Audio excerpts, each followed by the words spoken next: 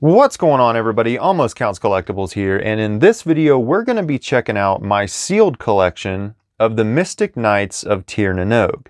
Now we're going to take a look at all 5 Mystic Knights from the 5-inch line that were originally released. We'll take a look at the packaging, the accessories they came with, and just a little discussion of the overall figures themselves. I'm currently in the works to potentially get a decent sized open collection of some Mystic Knights toys. So hopefully here in the future we can do a full open review of their articulation, a better look at the accessories, so on and so forth. But for now, we're just going to take a look at the sealed figures. Now, if you don't know what the Mystic Knights of Tir na Nog is, I highly suggest you go back and check it out. It was a 90s show that was extremely memorable and laughably bad in all of the right ways. If you know the Mystic Knights, you'll know exactly what I'm talking about. Not a perfect show by any means, but it was very unique. The actors and the characters, they were very charismatic. They had a lot of uniqueness to them, which helped make the show what it was. And it was just very memorable. So I think that you will find that it's a very charming show if you go back and give it a chance. So we're going to go ahead and start with the first Mystic Knight, the leader of the Mystic Knights, and that is Rowan, the Mystic Knight of Fire. Fire within me!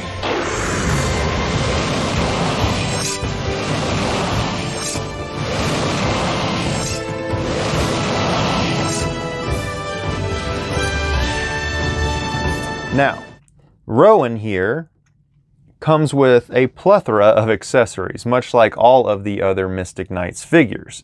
Only a few of which he ever actually used in the show, but I will always take some extra accessories with no complaints. Now, the packaging, let's talk about that real quick first. So the packaging of the Mystic Knights I thought was very appealing. It wasn't just one bland color in the background and then some stuff written on it. I liked the difference in color of the dark and lighter colors. The symbol, of course, of the Mystic Knights I thought was very cool. It's a, you know, Celtic kind of Norse mythology mixture of things that take place in an Ireland-looking background. So I do like the Mystic Knight symbol. I like the basicness of the nameplates. They kind of have the castle cutouts on the nameplates. And I just thought it was appealing to the eye. I thought it was nice looking packaging. Now in the middle, it is raised up all the way around. And the reason for that is each of these figures, with the exception of the 5th Mystic Knight, which came later in the show, they all come with a pop-up display little diorama to display your action figure. Rowan here is kind of like in front of a castle wall, and he's got the Mystic Knight banners hanging above him there. So you even get a display with each of your Mystic Knights to display them on the shelf or whatever the case may be. So let's talk about accessories real quick with Rowan here. Rowan comes with this red and gold chrome looking shield. Now in the show, before the Mystic Knights call on their mystic armor, they often do sometimes have a shield. Rowan has a round wooden shield that he likes to take into battle.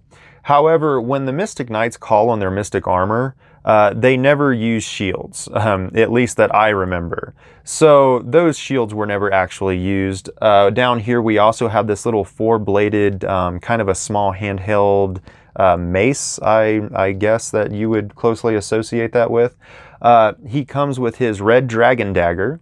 Now each of the Mystic Knights come with a red dragon dagger. In the show, unless you're looking for it, it's kind of easy to miss sometimes that they even have it on them. The dragon dagger is actually used to call upon this mythical dragon that they end up taming called Pyre, the dragon of fire. So that's the device that they can use to call on him for help if they need him. Now, the actual weapon that Rowan uses, each of the Mystic Knights has a power weapon that they use in the show, that if found worthy, they were granted, and they use that power weapon in and out of their mystic armor, and they actually needed those first to then venture on and go attempt to earn their mystic armor. So Rowan's actual power weapon is the Sword of Kells. Now, Kells is the land in which they live and are fighting to defend. So he has the Sword of Kells, which looks very good. I like the paint application on it. He also has this solid gold sword that has a little bit more of a dragon-like handle on it, which he never uses, but once again, some extra accessories.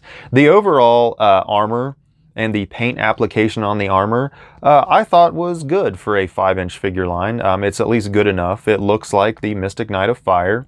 And the articulation, even though I can't demonstrate it right now with them inside of their packaging, the articulation for 5-inch figures was very good. There's wrist movement, there's elbow joint movement, of course there's shoulder movement. I mean, there was a lot of good articulation, and the overall sculpture and just the detail of the figures, I thought was very good for this toy line. Alright, so that was Rowan, the Mystic Knight of Fire. So let's go ahead and check out Deirdre here, Princess Deirdre. She is the Mystic Knight of Air.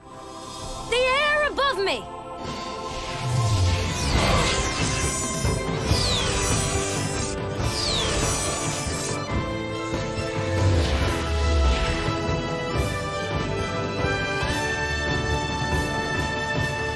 Now, once again, Deirdre comes with her shield here that she never uses.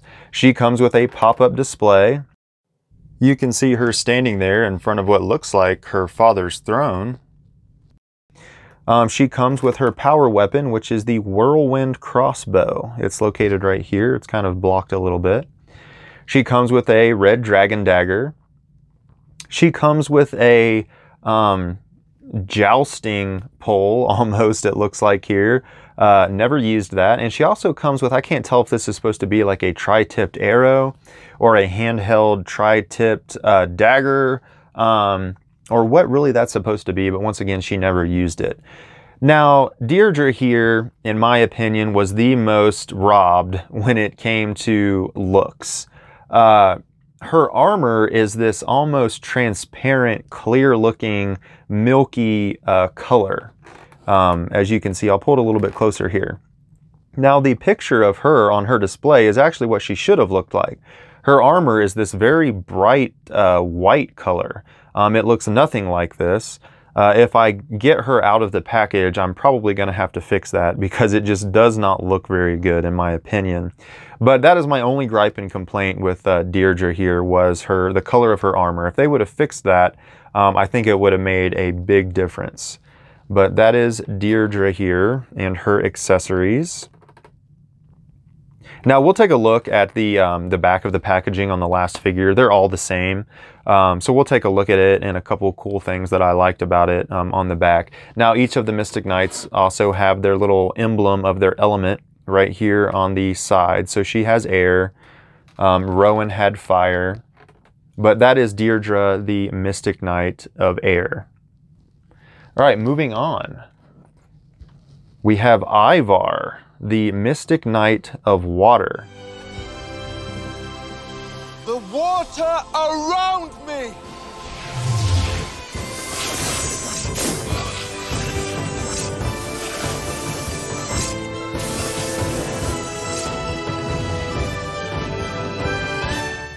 Now, Ivar here was one of my favorite characters on the show. Very unique character, and the reason why he was one of my favorites was I thought his armor was one of the best looking out of all of them. Now Rowan is very cool with the gold and the red, and his helmet has that very defined dragon on his helmet. But Ivar here actually has horns on his helmet, one of the only characters to actually have any kind of horns or anything sticking up out of their helmet. And I'm fond of blue. Blue is one of my favorite colors. So the gold and the blue and everything and the horns sticking out, I just thought Ivar's armor was very, very cool and unique looking.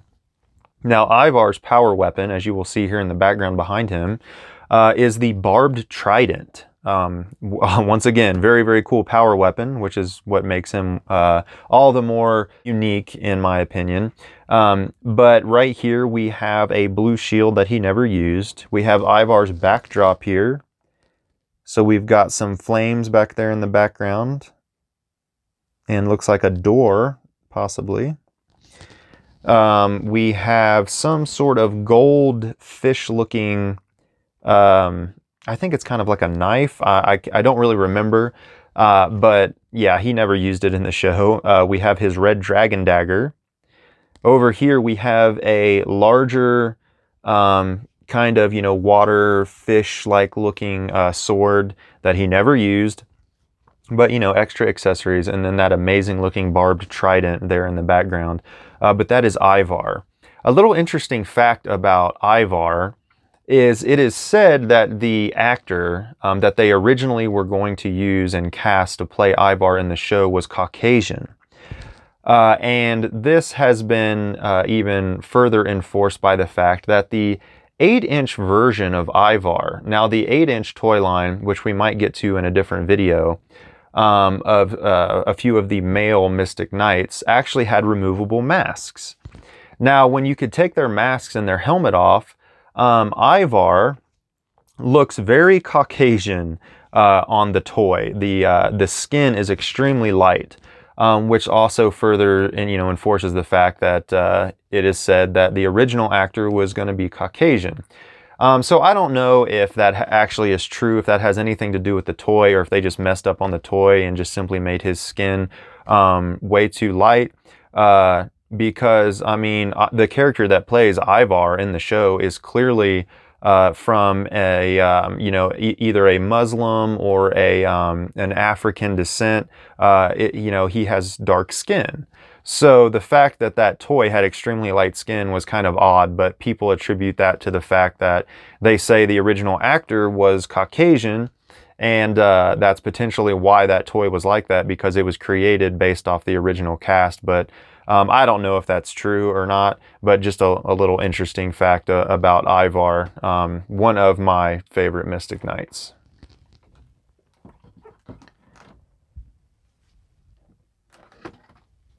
All right, moving on, we have Angus. Okay, Angus is the Mystic Knight of Earth. Earth beneath me!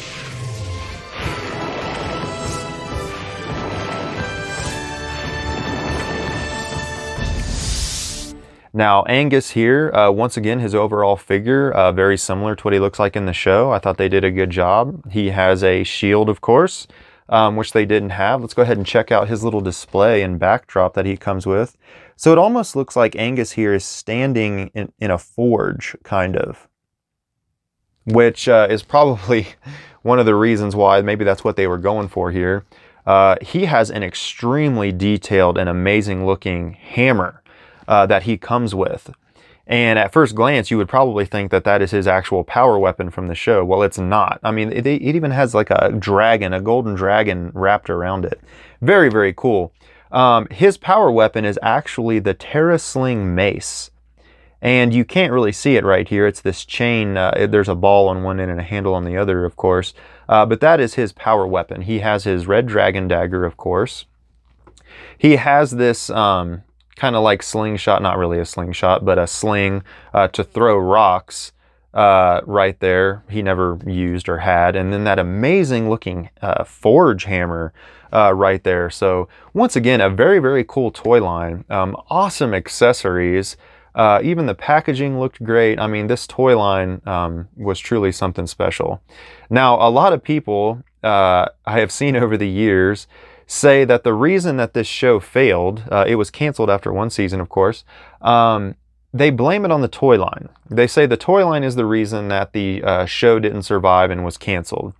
Now, with these particular, shows, they depended a lot on the toy line for the success of the show. They had to sell toys. I mean, they were kids shows. So, I mean, if people simply just weren't buying these and the sales were not good, I mean, okay, you can't argue with that, but there's no way you can blame the toys themselves for either why they weren't selling or two, the failure of the show, because they did a great job on these action figures. For the price of one of these action figures, you know, in the 90s, for the amount of accessories you get, how good they look, the amount of articulation that they had, they even came with a pop-up display to display them. I mean, it's really hard to blame the toy line for the failure of that show, in my opinion, because these are great toys. But that is Angus, the Mystic Knight of Earth.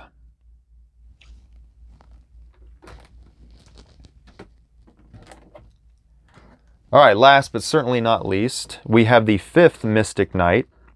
Now, Garrett, here, the Mystic Knight of Forest. Forest before me!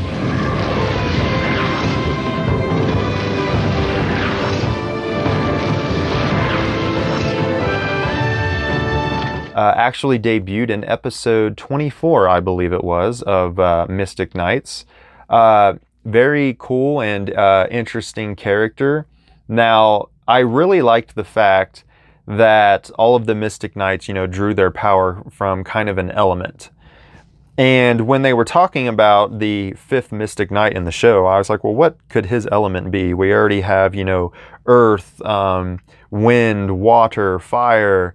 You know, the only thing I could think of, you know, was something that had to do, you know, something with green, all right? I figured he would be a green Mystic Knight.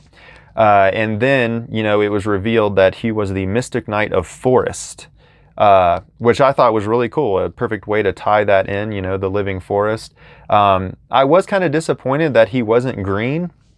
One, because, you know, you had the Power Rangers where the 6th Ranger was the Green Ranger. I thought it'd been really cool if we had the 5th Mystic Knight that ended up being, you know, the Green Mystic Knight of Forest. But, you know, we have this bronzed brown looking color on gold. And overall, I thought it worked. I thought it was, you know, unique to him. Obviously, if he would have been green, they probably would have complained too much that they were copying Power Rangers. But we have Garrett here, the Mystic Knight of Forest. Now, his power weapons are actually 2.